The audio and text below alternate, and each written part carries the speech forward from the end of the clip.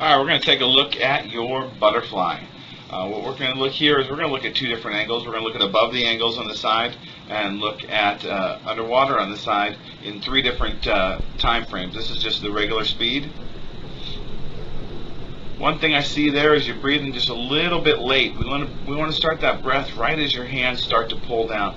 As you see, you're breathing as your arms are underneath there. You're starting your breath under the body, and what that does is that really makes it hard, because when your arms come over, you want to press that chest and get the head out of the way.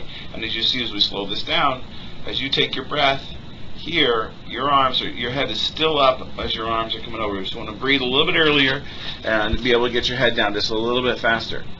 Also, what I'm looking at is the first thing I see here is, as I'm watching this, I'm watching your elbows. We want to keep those hands pitched back, the forearms pitched back, creating a high elbow recover or high elbow pull, so you're pulling them out of the water. When you drop those elbows, your hands start to drift down or pressing down, causing you to push your body up, not necessarily forward. So we want to change that angle a little bit, and we'll see it better once we do the underwater. But it's slow it down even more.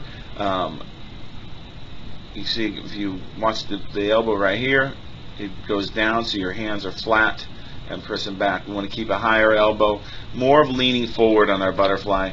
We're kind of pulling ourselves forward rather than pulling ourselves up.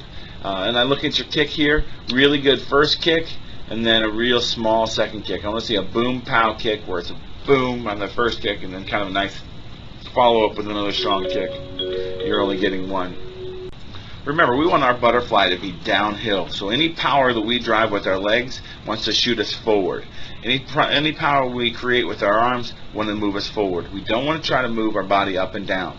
And so we really want to allow ourselves to be forward, downhill, keeping that head down when we breathe, keeping the shoulders forward, having all our kicks drive us forward. A good strong fly kick there, and then you see the second one kind of just is a little bit less. Looking at the underwater side, again, the first thing I see is dropping that elbows down. We want to see, rather than where your hands are leading towards your elbows, I want to see the elbows up high, keeping those elbows up a little higher and holding onto the water a little bit more. If you look at the hands, the palm of the hands, we always want the palms of our hands facing back towards our feet. So as you catch, you get a good catch, and then you're quickly letting it go and pressing down on the water. That'll help you push yourself up, but it's not necessarily moving yourself forward, which you want to do. So you're pitching your hands correctly, but then you're pitching there, and then you're not necessarily pushing back. You want to be over the barrel. Keep those hands, the palms of your hands, your forearms to mid-bicep, always pressing back towards your feet, thus moving you forward. As you see here, you can also see a pretty big arch in your back.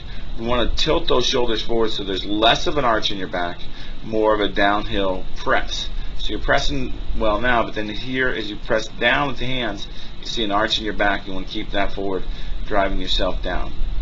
Okay, really want to limit the amount of up and down and more of pressing yourself back. See there's kind of an L shape with from your arms to your hands.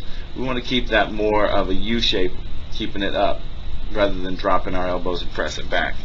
Just to allow you to be a little bit longer with your stroke, a little more powerful, and thus be a little bit smoother.